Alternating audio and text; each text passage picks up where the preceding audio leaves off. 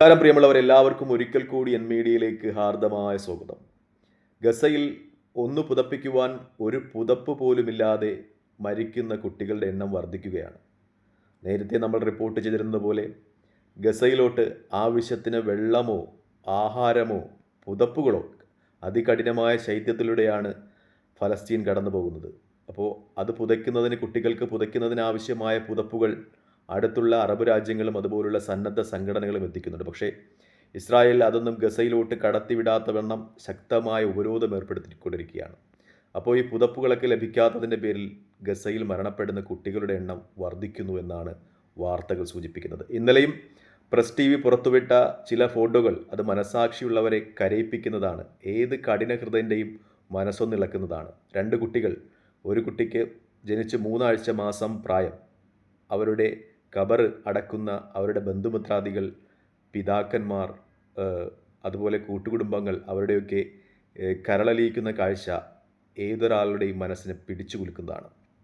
അത്രമേൽ കടുത്ത ഒരു ഉപരോധത്തിലോട്ട് ഗസ കടന്നു പോകുന്നു എന്നത് യാഥാർത്ഥ്യമാണ്. നേരത്തെ റിപ്പോർട്ട് ചെയ്തതുപോലെ തന്നെ ഗസയിൽ ഇസ്രായേൽ നടത്തുന്നത് പട്ടിണി യുദ്ധമാണ്. പുറത്തുള്ള രാജ്യങ്ങളും സന്നദ്ധ സംഘടനകളും കൊടുക്കുന്ന ഭക്ഷണമോ വസ്ത്രമോ പരിക്കേറ്റ ആൾക്കാർക്കുള്ള മരുന്നുകളോ അവിടേക്ക് എത്തിക്കുവാൻ കഴിയുന്നില്ല ഇസ്രായേലിൻ്റെ ഉപരോധം കൊണ്ട്. എല്ലാ യുദ്ധ നിയമങ്ങളുടെയും നഗ്നമായ ലംഘനമാണ് ഗസയിൽ നടക്കുന്നത്. ഇതൊന്നും യുദ്ധ നിയമങ്ങൾക്ക് ബാധകമാകുന്ന കാര്യങ്ങളല്ല, യുദ്ധ ലംഘനമാണ്. എന്നിട്ടും അന്താരാഷ്ട്ര സമൂഹം നോക്കി നിൽക്കുന്നു എന്നത് യാഥാർത്ഥ്യമാണ്. മരിച്ചു വീഴുന്ന കുട്ടികളുടെ എണ്ണം വളരെ ദുഃഖിപ്പിക്കുന്നതാണ്. മറ്റൊന്ന്, ഗസയിൽ കുട്ടികൾ മരിക്കുമ്പോൾ ഇസ്രായേലിനെ സ്വസ്ഥമായി ഉറങ്ങാൻ വിടില്ല എന്ന ഹൂതികളുടെ നേതാവ് ഹെസം അൽ അസദിൻ്റെ എക്സ് പോസ്റ്റാണ് ഇപ്പോൾ അന്താരാഷ്ട്ര മാധ്യമങ്ങളൊക്കെ ചർച്ച ചെയ്യുന്നത്. ഗസയിലെ കുട്ടികൾ മരിക്കുമ്പോൾ ഇസ്രായേലിനെ സ്വസ്ഥമായി ഉറങ്ങാൻ വിടില്ല എന്ന ഹെസം അൽ അസദിൻ്റെ പ്രസ്താവന അത് കൂടുതൽ ആ മേഖലയിൽ സംഘർഷം വർദ്ധിപ്പിക്കും എന്നതിന് ഒരു ഉദാഹരണമായി തന്നെ നിൽക്കുകയാണ്. മറ്റൊന്ന്, അബ്ദുൽ അൽ മാലിക് എന്ന് പറയുന്ന ഹൂതി നേതാവിനെ കൊല്ലുമെന്നുള്ള ഇസ്രായേലി ഊർജ്ജമന്ത്രിയുടെ പ്രസ്താവനയും അതുപോലെ UN-ലെ ഇസ്രായേലി അംബാസഡറുടെ പ്രസ്താവനയും അന്താരാഷ്ട്ര മാധ്യമങ്ങളൊക്കെ റിപ്പോർട്ട് ചെയ്യുന്നുണ്ട്. അതും ഈ ഹൂതി ഇസ്രായേൽ സംഘർഷം കഠിനമായ രീതിയിൽ തുടരും എന്നതിൻ്റെ ഒരു ഉദാഹരണമായി നിൽക്കുകയാണ്. പ്രത്യേകിച്ചും ഹൂതികൾ കൊടുക്കുന്ന പ്രഹരം വളരെ വലുതാണ്. ഇസ്രായേൽ ഇത്രയും വലിയൊരു പ്രഹരശേഷി ഹൂതികൾക്കുണ്ടാകും എന്ന് കരുതിയില്ല. പ്രത്യേകിച്ചും സൂപ്പർസോണിക് മിസൈലുകളൊക്കെ ഹൂതികളുടെ കൈവശമുണ്ടാകുമെന്ന് ഇസ്രായേൽ സ്വപ്നേബി വിചാരിച്ചിട്ടുണ്ടാകില്ല. അതുകൊണ്ടാണ് ഹൂതികളെ ഈ അവസരം ഉപയോഗിച്ച് പ്രത്യേകിച്ചും ഹിസ്ബുള്ളയൊക്കെ ഒരു വെടിനിർത്തൽ കരാറിന് തയ്യാറായ അവസ്ഥയിൽ ഹമാസിനെ തീർത്തിട്ട് ഹൂതികളെ അങ്ങ് നിർമ്മാർജ്ജനം ചെയ്യാം എന്ന വ്യാമോഹവുമായി ഇസ്രായേൽ ഇറങ്ങിയത്. പക്ഷേ ഹൂതികൾ കൊടുത്ത പ്രഹരം വളരെ വലുതാണ് എന്നൊരു യാഥാർത്ഥ്യം മുന്നിൽ നിൽക്കെ തന്നെ ഹൂതികളും ഇസ്രായേലും പരസ്പരം ഭീഷണിയുടെ സ്വരങ്ങൾ ഉതിർക്കുകയാണ്. ഗസയിലെ കുട്ടികൾ കൊല ചെയ്യപ്പെടുമ്പോൾ ഇസ്രായേലിനെ സ്വസ്ഥമായി ഉറങ്ങാൻ അനുവദിക്കുകയില്ലെന്ന് ഹെസം അൽ അസദ് പറയുമ്പോൾ അബു മാലിക് അൽ ഹൂതി എന്ന് പറയുന്ന ഹൂതികളുടെ നേതാവിനെ കൊലപ്പെടുത്തുമെന്ന് ഇസ്രായേലി ഊർജ്ജമന്ത്രിയും അതുപോലെ UN-ലെ ഇസ്രായേലി അംബാസഡറും ഭീഷണിപ്പെടുത്തുന്ന സന്ദർഭങ്ങളാണ് അന്താരാഷ്ട്ര തലത്തിൽ നടക്കുന്നത്. മറ്റൊന്ന്, കമാൽ അദ്വാൻ ഹോസ്പിറ്റലിലെ ഡയറക്ടർ അബൂ സഫിയയെക്കുറിച്ചുള്ള ചില റിപ്പോർട്ടുകളാണ്. അദ്ദേഹത്തോടൊപ്പം 240 സഹപ്രവർത്തകരും ഡോക്ടർമാരും നഴ്സുമാരും ഉൾപ്പെടുന്ന കമാൽ അദ്വാൻ ഹോസ്പിറ്റലിലെ സ്റ്റാഫുകളെയും ഇസ്രായേൽ അജ്ഞാത കേന്ദ്രത്തിലേക്ക് അറസ്റ്റ് ചെയ്തു മാറ്റുന്ന രംഗങ്ങൾ ഇന്നലെ നമ്മൾ മീഡിയയിൽ ദർശിച്ചതാണ്. മിക്കപ്പോഴും അവരെ പ്രഹരിക്കുകയും അവരുടെ ശിരോവസ്ത്രം അഴിച്ചു മാറ്റുകയും അവരുടെ തുപ്പുകയുമൊക്കെ ചെയ്തു എന്നൊക്കെ വാർത്തകൾ പുറത്തു വരുന്നുണ്ട്. ഇപ്പോൾ ഹമാസ് അതിനെതിരെ പ്രതികരിച്ചിരിക്കുന്നത് അബൂ സഫിയയുടെയും അദ്ദേഹത്തിൻ്റെ സഹപ്രവർത്തകരുടെയും കാര്യത്തിൽ ഇസ്രായേലിനായിരിക്കും പൂർണ്ണ ഉത്തരവാദിത്തമെന്നാണ്. കാരണം അവർക്കെന്തെങ്കിലും പറ്റിയാൽ ഇസ്രായേലിന് നേരെ ഉണ്ടാകുന്ന തിരിച്ചടി അതികഠിനമായിരിക്കും എന്ന രീതിയിൽ ഹമാസിൻ്റെ ഭീഷണിയും ഈ സന്ദർഭത്തിൽ ഉയരുന്നുണ്ട്.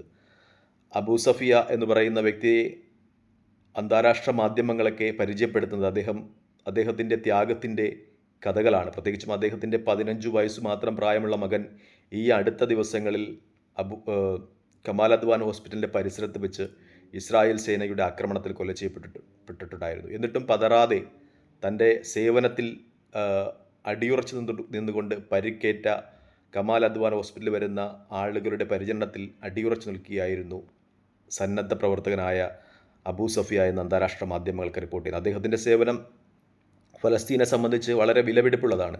കാരണം അവശേഷിക്കുന്ന ഏക ആശുപത്രിയായിരുന്നു കമാൽ അദ്വാൻ ആശുപത്രി. അതിൻ്റെ ഡയറക്ടറാണ് അദ്ദേഹം. കാരണം പരിക്കേറ്റവർ, അതുപോലെ ബോംബിങ്ങിൽ ഗുരുതരമായി പരിക്കേറ്റവർ, അങ്ങനെ ഒരുപാട് ആളുകൾ, പ്രായപൂർത്തിയാകാതെ ജനിക്കപ്പെടുന്ന കുട്ടികൾ, അങ്ങനെ ഒരുപാട് ആളുകൾ, ഹോസ്പിറ്റലിൽ എത്തുന്ന ആളുകൾക്കൊക്കെ ആശ്വാസത്തിൻ്റെ വചനങ്ങളുമായി ഉണ്ടായിരുന്ന അദ്ദേഹത്തെയാണ് ഇപ്പോൾ ഇസ്രായേൽ അറസ്റ്റ് ചെയ്ത് അജ്ഞാത കേന്ദ്രത്തിലേക്ക് മാറ്റിയിരിക്കുന്നത് എന്നൊരു യാഥാർത്ഥ്യം കൂടിയുണ്ട്. അതാണ് ഹമാസിനെ ചൊടിപ്പിക്കുന്ന മറ്റൊരു ഘടകം. അതുകൊണ്ടാണ് അദ്ദേഹത്തിന് എന്തെങ്കിലും സംഭവിച്ചാൽ അതിൻ്റെ പൂർണ്ണ ഉത്തരവാദിത്തം ഇസ്രായേലിനായിരിക്കുമെന്നും അതിൻ്റെ തിരിച്ചടികൾ ഭയാനകമായിരിക്കുമെന്ന് പറയുന്നത്. മറ്റൊന്ന്, ഹിസ്ബുള്ള കൂടി യുദ്ധത്തിലേക്ക് വരുന്നതായി അവരുടെ മുഖപത്രം സൂചിപ്പിക്കുന്നു. പ്രത്യേകിച്ചും ഇസ്രായേൽ അവരുടെ വെടിനിർത്തൽ കരാറിൽ നിന്ന് പിന്മാറുന്ന രീതിയിലുള്ള പ്രവർത്തനങ്ങളാണ് മിക്കപ്പോഴും ലെബനനിൽ പിന്തുടർന്നു വരുന്നത്. നിരുപാധികമായ ഒരു പിന്മാറ്റമാണ് ഹിസ്ബുള്ളയുമായിട്ടുള്ള കരാറിൽ ഉണ്ടായിരുന്നെങ്കിലും അതിനുള്ള ലക്ഷണങ്ങളൊന്നും ഇസ്രായേൽ പ്രകടിപ്പിക്കുന്നില്ല എന്നത് ഹിസ്ബുള്ളയെ ചൊടിപ്പിക്കുന്നുണ്ട്. പ്രത്യേകിച്ചും ഈ അടുത്ത സമയങ്ങളിൽ ഹിസ്ബുള്ളയുമായിട്ട് ഒരു വെടിനിർത്തൽ കരാർ ഏർപ്പെട്ടതിന് ശേഷം 44-ൽ പരം ഹിസ്ബുള്ളയുടെ സൈനികർ ഇസ്രായേലിൻ്റെ ആക്രമണത്തിൽ കൊല ചെയ്യപ്പെട്ടു എന്ന രീതിയിലുള്ള വാർത്തകൾ പുറത്തു വരുമ്പോൾ അതും ഹിസ്ബുള്ളയെ ചൊടിപ്പിക്കുന്നുണ്ട്. മറ്റൊന്നുകൂടിയുണ്ട്, സിറിയ വഴിയുള്ള ഹിസ്ബുള്ളയുടെ ആയുധ വിപണനം അത് തകർത്തു എന്ന് ഇസ്രായേൽ അവകാശപ്പെടുന്നുണ്ട്. ഹിസ്ബുള്ളയുടെ മുഖപത്രം പറയുന്നത് അങ്ങനെയുള്ള ഇസ്രായേലിൻ്റെ ആത്മവിശ്വാസം ഹിസ്ബുള്ളയ്ക്ക് തകർക്കേണ്ടതുണ്ട്. കാരണം ഇപ്പോഴും ഹിസ്ബുള്ളയ്ക്ക് സിറിയ വഴി ആയുധം കിട്ടുന്നുണ്ട്. അങ്ങനെയുള്ള കുറച്ചു ആരോപണങ്ങളാണ് ഹിസ്ബുള്ള ഇസ്രായേലിനെതിരെ ഉന്നയിക്കുന്നത്. അതുകൊണ്ട് തന്നെ ഹിസ്ബുള്ളയുടെ മുഖപത്രം പറയുന്നതനുസരിച്ച് ഇതാണ് ഇസ്രായേലിനെ ആക്രമിക്കാനുള്ള ശരിയായ അവസരം. കാരണം വടക്ക് നിന്ന് ഹൂത്തികൾ അവർക്ക് ശക്തമായ ആക്രമണം പകർന്നു നൽകുമ്പോൾ, ശക്തമായ യുദ്ധമുഖം ഇസ്രായേലിനെതിരെ ഹൂത്തികൾ തുറക്കുമ്പോൾ ഇസ്രായേലിൻ്റെ ശ്രദ്ധ ടെലവീവിലാണ്.